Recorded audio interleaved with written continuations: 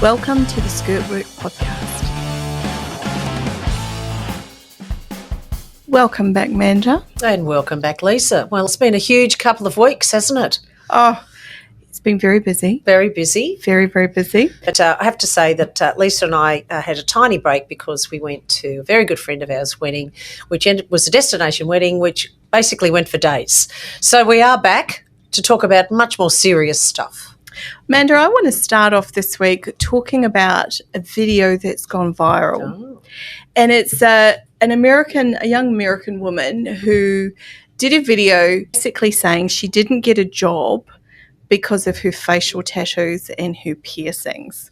So just to sort of recap the events that happened, she applied. And spoiler alert, Lisa and I have neither of those things. No, definitely. Well, I've got earrings. No, yes. Although someone once said to me, "Man, you've got enough holes in your head and you don't need to add any more." So just to recap, this young woman applied for a retail job. She received a standard email to let her know that she had not been successful. She went in person to front up to the store to ask for the reason as to why she didn't get the job, and they said to her that there were candidates with more experience.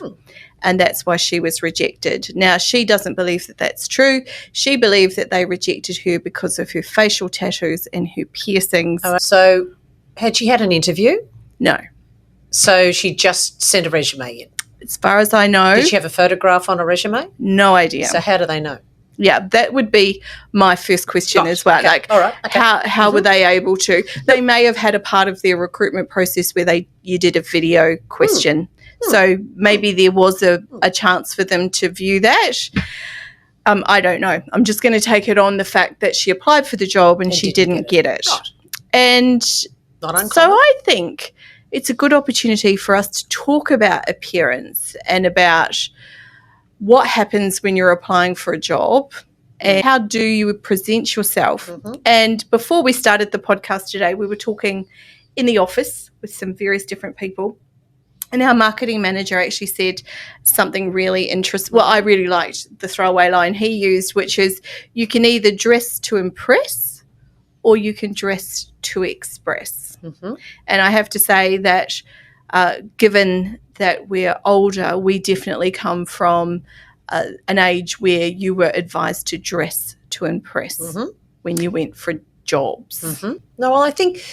Look, I understand where he was coming from, but I'll once again segue to a personal experience as we talk about my young son has just got his first corporate ever job. Now, when you're going for a job as a graduate, there's not a lot written down on paper. I'm sure there's your uni work or work you might have done through your studies, but there's not a lot. So on that side of the fence, we were advising him, you need to dress to impress because you don't have much written down yet. So it's all very well to be expressive. And this was a corporate job. So, I mean, you've got to dress for your market. So advertising was always blazers and jeans back in the day, a bit groovy. And I don't know if there's a barista in the English-speaking or non-English-speaking world that does not have a tattoo. And that was barista, not barrister, although I'm sure a few of those have them too, but they're usually closed.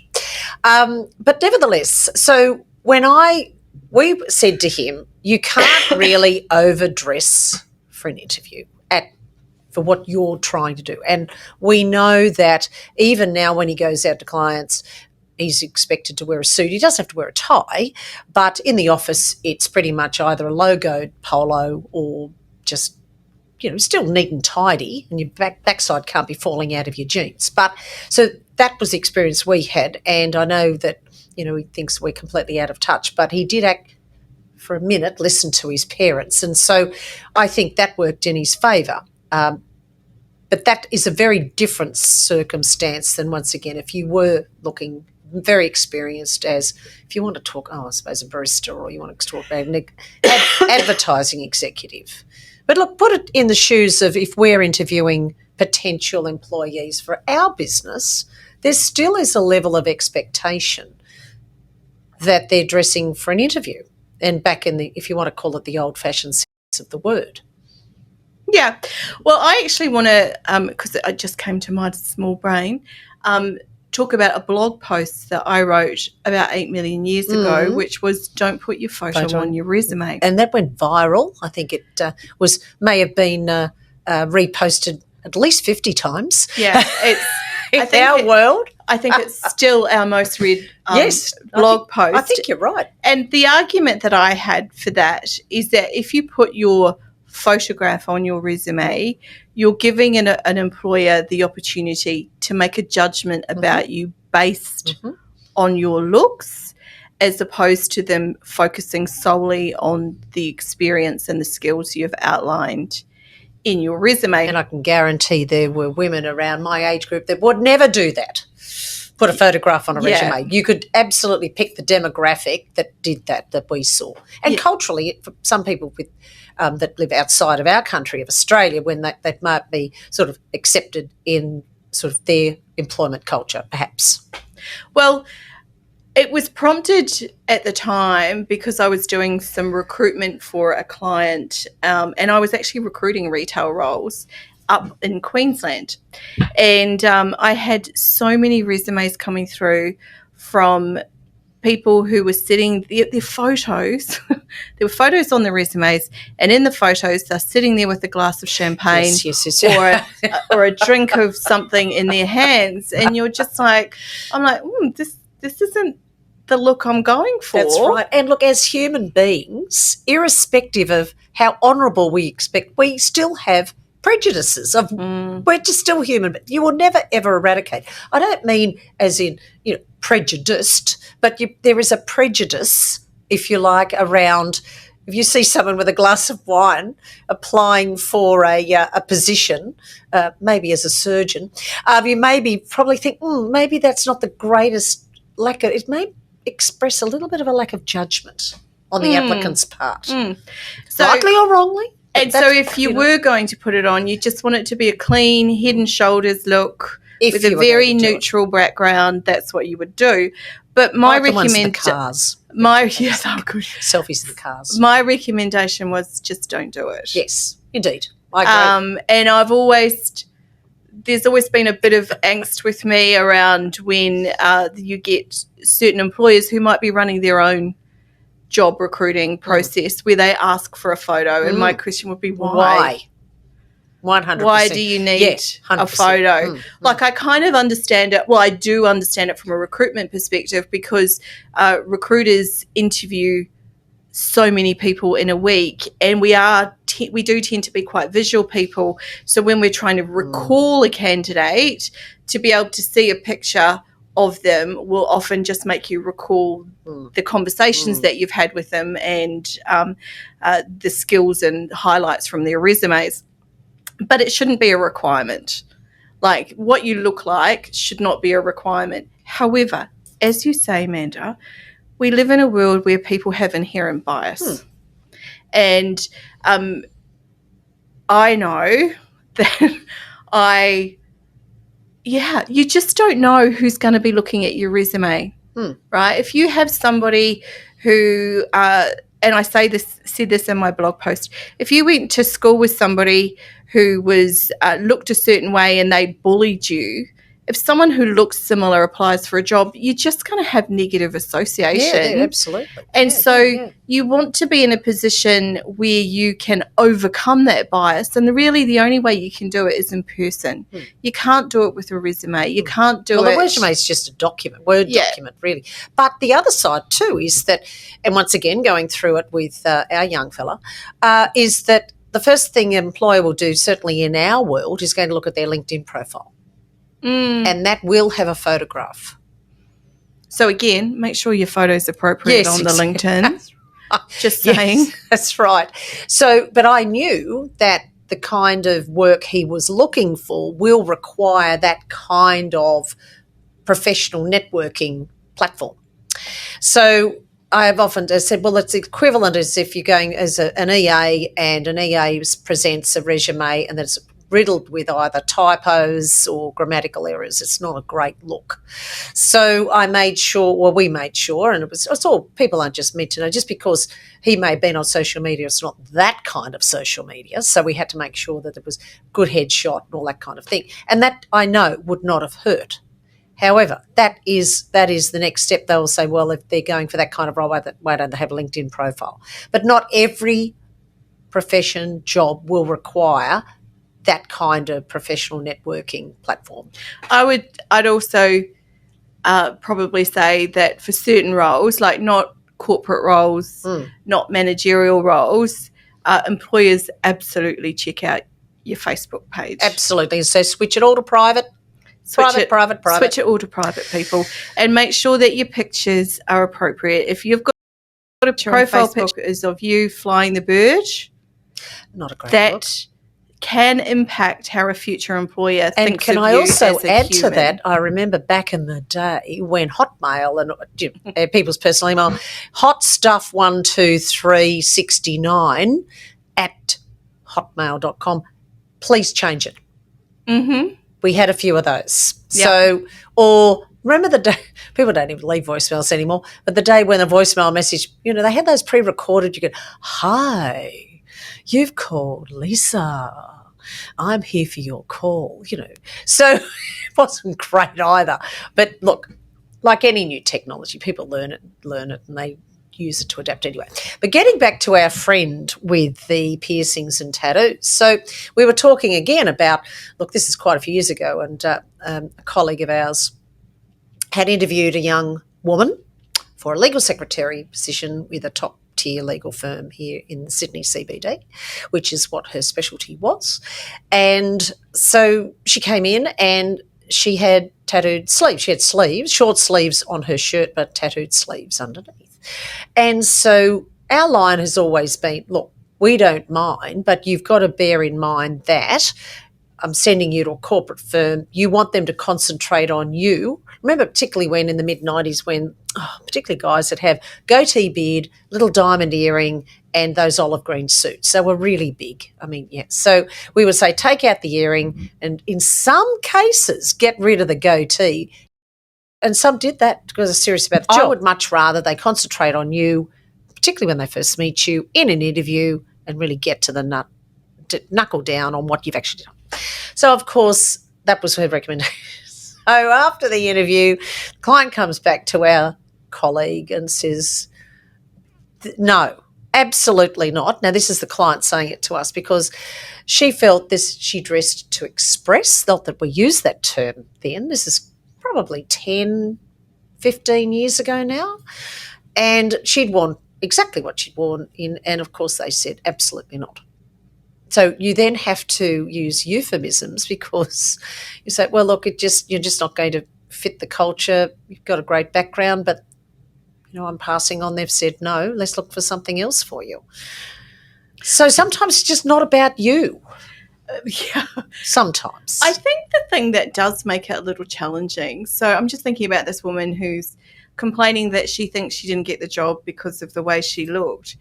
And yet so many people use those dating apps where you swiping solely based on how you look. Photograph. Yes. Like how not to pick a life partner.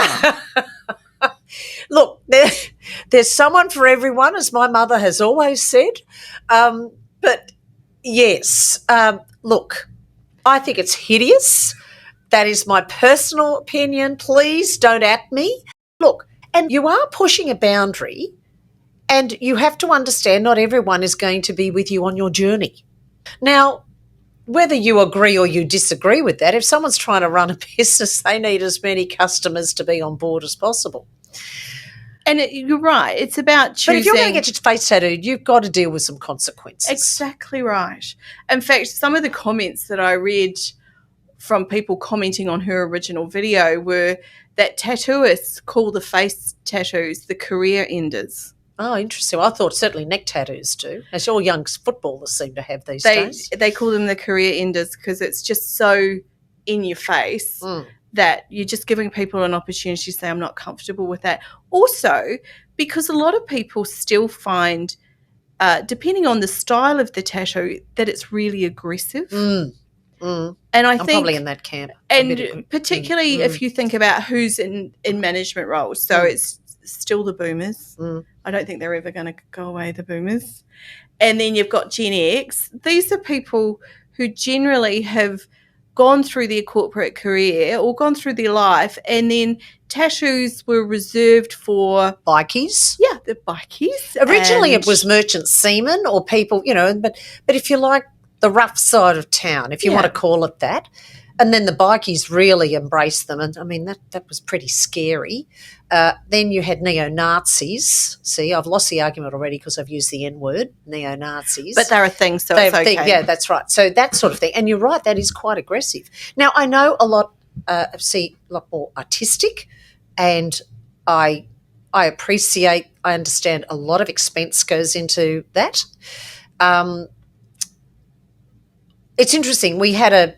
We've always had sort of dress codes in our profession, Lisa and I, and because you're client-facing and there's an expectation of how you dress when you go out to a client's premises because, in fact, you're a guest in their premises. Same as when someone comes into our office to sell a good or a product to us. So there's a level of you take it seriously and you dress up and, you don't look too casual because you want to make an impression that you want them to buy from you. And that's all cool. But so with our dress codes that we had, then it's now moved to, suits. Then it was how you dress in the office and stockings and blazers and all that kind of thing. And then the last one that I saw was that no visible tattoos.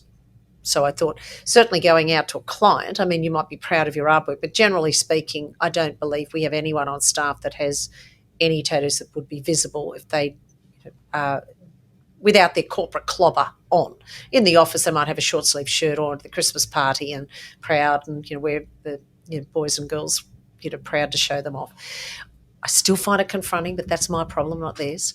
But yes, going to clients, they dress like this, and you can't. But as I said, we don't have anyone with neck tattoos, and certainly we don't have any facial tattoos. Look, we've had people with facial piercings, the little nose rings or the nose studs. Mostly females, I think. Girls might have, but they take them out because they said, well, look, I don't want them to concentrate on that. I want them to concentrate on me so I can provide a service and essentially, develop my portfolio of clients. At the same time, and I know I've mentioned this before, I do understand that tattoos are a lot more mainstream now. Mm-hmm. And my daughter has a significant amount of tattoos. Mm-hmm. Beautiful Japan, she pays a fortune, and hers are all in the same style, so Japanese style tattoos. But she's extraordinarily careful when she goes to work that she covers up. Until she discovered that at secondary school the teachers are quite happy to have their tattoos hanging out now. So she's not so precious about it. But she's also, to be fair, she's monitoring the situation. She's got a high level of emotional intelligence, and so she's working out, well, I know, this probably won't work there, but it might work there. And the other one I'm going to add to that tattoos of the past were prison tattoos. Oh, so, in my... We're thinking, oh, my word. Although I do say to some, look, I appreciate the art, but I just hope you don't change your mind. And on that very salient note, we might actually have a little bit of a break because Lisa and I are battling colds. Well, I certainly am at the moment, so I'm going to have a glass of water and we'll be back in just a minute.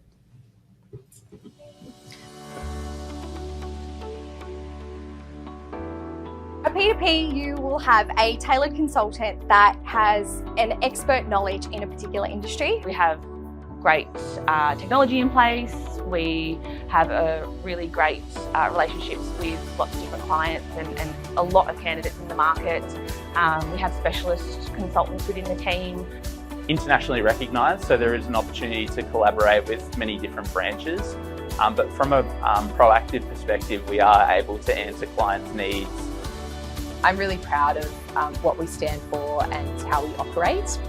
We always operate with integrity, professionalism, and we really pride ourselves on providing the best service to our client.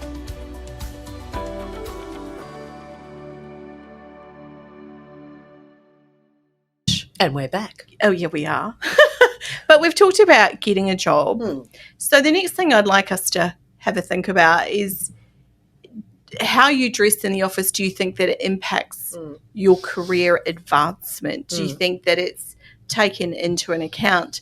And it's an interesting one for me because I always hated wearing a suit. And I know that I started pushing the envelope earlier than, say, that what you would have. In the sense, I can agree with that. I stopped wearing a shirt and would wear a top under my jacket. I was still wearing a jacket for a very long time. And then when I moved into a role that was not client-facing, so a back office role, I just felt that I could let my boho Lisa come out a little bit. But I also think by that stage I'd been with the company for well over 10 years and I had... Well, you're reading the room. And I had credibility within the business. So I guess that would be my advice for people, is that you need... If you want to change the way you're dressing, if you want to do something that's different, you have to understand that you have to be credible. You want people to already trust you. You want them to already value your judgment or your work ethic or the work that you're doing, so that if you're turning up in jeans, they're not going to go, well, this is a sign that this person... So you think that's interesting. So you think that the way you dressed assisted your credibility in those earlier years? I just think I towed the company line. So if it was helping me, it was because I was just towing the line. Like I was respecting the corporate values for the job that I was doing. And I know that our MD really struggled with the move away from suits, because that's his power suit. You know, you put those clothes on and you're a certain person and you act a certain way, whereas that sort of blurring between casual and business wear. And look, it does have a psychological impact. Even at home, I don't wear leisure wear. I don't wear tracksuits when I'm working from home. I'm 100%. I don't. Yep. I don't fully dress up. Don't get me wrong. Well, from the waist up, I do. Yeah.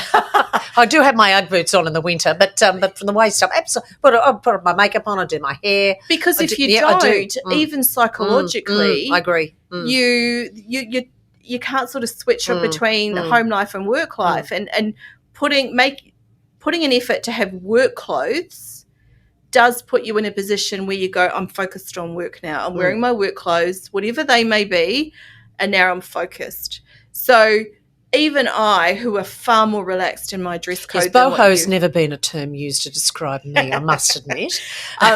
Even myself, who's far more relaxed in the way I dress in the workplace than what you are, still struggle when I see people just wearing T-shirts. Yeah. Look, I think also our jobs so we both started on the desk in the client-facing role. And then the other thing too is I always found, from my perspective, I've always had a section of my wardrobe which is my work wardrobe. So it's not high-vis like a lot of people might have. It's a corporate wardrobe because it's like a uniform, and it saved me having to think about in the morning. I had my jackets, my pants or my skirts, and the shoes and everything in the shirts, and I just put it on because I was always running late. And I didn't have, then I'd have, but the thing is I didn't really have any, particularly when business casual came, I really didn't have anything, because I'd had my corporate part of my wardrobe, which is what I always used to wear. And then otherwise it was super, super casual, because when you get home, as we all know, you just rip off that armour and you put on just your tracky dacks and your Ugg boots. So I had nothing in between. So I found that a bit challenging because what did I wear for that in between? Particularly, we never really had a dress down Friday. Look, the reason being is because you could get called out to a client at a moment's notice. And so you might say, well, we'd have a dress down Friday. And we'd say, well, that's okay, but you've got to understand that you might be called out to a client, and if a client wants to call you out to their office, you drop everything and you go, because it's always a great opportunity. Now, they might have mufti or a dress down Friday, and then I know sometimes, remember Jeans for Jeans Day? So that was the big thing, you could wear jeans to work on Jeans for Jeans Day and pay your $2 and which is great. And I do remember clearly there was one day, well, a good client of mine, not a new one, but a good client said, I said, look, I have to tell you, Bob, I've got jeans on today. He said, that's okay, so do I. I said, because we're supporting Jeans for Jeans. But I wanted to give him the heads up. Now, maybe these days probably wouldn't even go into people's consciousness, but I'm still glad I said that. I thought it was but interesting on the other side of the fence is if you had a candidate suited and booted going off for an interview and your client was in dress down Friday and just, mooched in and whatever they dragged out of the wardrobe that morning. And I probably would have liked a little bit of a heads up because some of our candidates who'd gone to the trouble sort of a little bit, hang on a minute. So it's all about, once again, the dress to impress, and the candidates weren't. Now, they might have overcome it towards the end but if you'd had a little bit of a heads up, look, it's dressed down, that's how they dress. Personally, if I was interviewing someone, I would always dress for the interview, given that they've given up their time to come into our office or to do that just as a matter of mutual respect. But that's just me. So, yes, I did struggle in that interim, little more relaxed these days, but I don't have as many suits as I used to, Lisa. The other thing too is, and once again, call me old-fashioned and straight-laced, but when you're a founder and a director of a company like we are and were, I felt I had a lot of people mimic the way I dressed around, a lot of the young women mimicked the way I dressed around the office, and a lot of the young men mimicked the way my business partners, who were both men, dressed in the office. And it was as if I remember when I started wearing opaque stockings in the office, I noticed all the young women did too, and boots. Can we wear boots? So I felt I had a little bit of a responsibility, particularly with graduates or people that had never worked in this kind of environment before, just by turning up. It's a bit like we always call it flick the switch to vaudeville. You've got to be up as a manager, because if you aren't, everyone will just drag the tone down. It's the same with how we dressed. So that's what we did. And then they would have seen, that's just Lisa in the corner. That's what Lisa wears. But that was when you'd moved into a shared services role and that kind of thing. But once again, you're meeting your market. But I think as time goes on, as you said, does it hurt your career? Well, look, during the course of your career, you're going to be interviewing for other jobs. And I think as you get a few more runs on the board and a bit more experience, then you do have an inkling of presentation and what you're meant to do and how obviously your LinkedIn or your resume is going to speak a lot more volumes because of the experience that you've gained. But I still find the more senior the people are, they still dress for interviews in our world.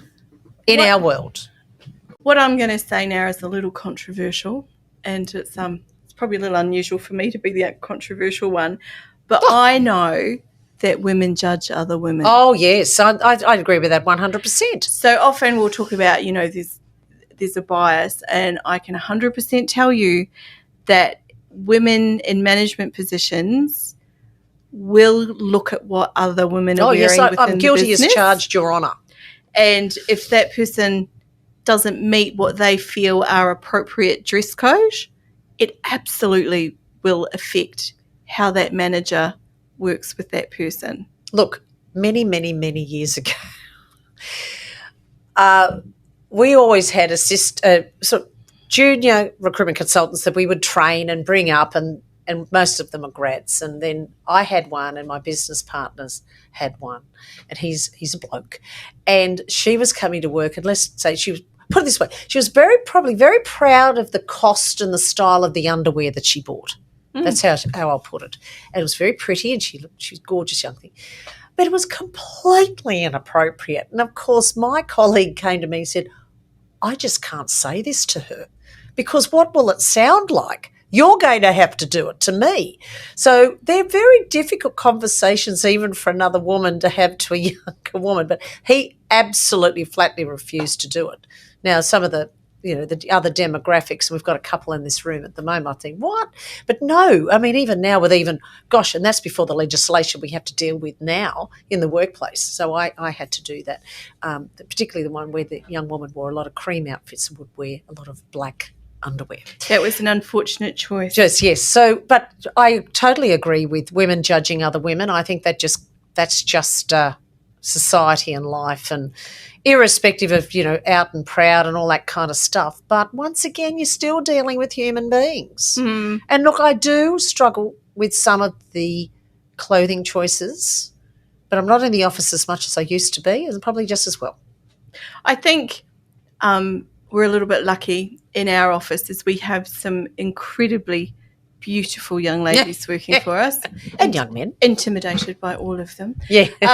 Oh, no, but they're intimidated but by they've got the Lisa. personality, and you know what? They've got the smarts. Of course. I think that there's a bias, and there's something called pretty privilege, which is interesting. Oh, yeah. Good-looking people get jobs. Good-looking people do get jobs, and good-looking women tend to get favour from men in their jobs. And call me bitter and old and twisted because I'm not one of those people, but it does does happen. But I don't know if there's part of me that thinks it's a bit of a myth at the same time, because if you're in a job, no, that's not true. It's not true. It does happen. I remember my ex-husband, this is 100 years ago, we were working in Wellington and he worked for one of the big four. And that means accounting firms. Yes. And they had a concierge desk at the bottom of the building. And they actively recruited incredibly beautiful women. Like, that was actually the job requirement, was to be incredibly beautiful on that concierge desk. It didn't matter if you couldn't breathe and walk at the same time. Like, a brain cell was not required, because they recruited for their looks. Sadly for them, I doubt that they managed to move up the corporate ladder too, but because at some point. Yeah, but look, I think there's elements of that still are there, but we have moved on. As I've mentioned in a previous podcast, you know, when I started recruiting accounts payable clerks, they had to be young, white, blue-eyed and blonde-haired. I mean, really, we've just moved on completely. I do think labour market shortages assist us a lot, and I think that means that people do have to look broadly. And once again, women and men in our vintage and older are still working, and I must admit, I do see some very well-dressed older gentlemen as concierges. Yes. And I'm very pleased about that. Yes. They look fabulous. They look like butlers, but I don't care. They look absolutely fabulous. So I think my advice is, if you're incredibly beautiful, work on your brain power, because there will come a time when the looks are not enough. Although, on the other side of that, incredibly beautiful women that are very, very, very intelligent do struggle, because people just assume they don't have a brain. That's exactly right. Lessons in Chemistry, a great book, great Netflix series, is a case in point. Do you know who's a really good example of that? Is Pamela Anderson. Yeah. It's ridiculous. We've spent our entire life thinking she's this, bimbo. Well, that's probably what the TV execs wanted you to think. Yeah, exactly. She's running up and down in a red swimsuit. And yet, if you watch her in one of her shows, she's really thoughtful. She's articulate, and you feel bad because you've just gone with this bias all your life that she's this big boobed blonde bimbo. And in fact, there's much more to her. And can I even lower the tone even further? Stormy Daniels is very funny on Twitter. There, I've said it. She's actually, on X, hilarious. I know I'm not going to say any more because it might prejudice a current court case in the United States. Well, can I just say she's got a much harder job than I have, because she's been asked to do things I would never consider. That's right. We're moving on further, but we're not going to prejudice a current court case in the United States. But that's a good segue. In the state of New York. That's a good segue for me, actually. Involving a former president. I want to talk about something that I watched this week. Ah, excellent. It was a documentary. I'm pretty sure it was on the binge. So you've only referred documentaries. I haven't done any of those yet. So high level, Craig here, Lisa. And I love a good documentary. Yeah, high level. I watched The Truth versus Alex Jones. Look, I don't know. And I get to the end of it. I would have thought I would be the one watching that, not you. Just at some point, it says in the documentary. The Sandy Hook comments. Well, it's all about the Sandy Hook. I bet it is. It's all about the parents suing him over the Sandy Hook. Dreadful. And at one point, he had more viewers on his channel than CNN did. Oh, yeah. It's huge. As a result, to this day, 75 million Americans still think it was a government staged plot, and that those parents were actors. I can't even look at it, but truly the despair, it's just too much for me to cope with.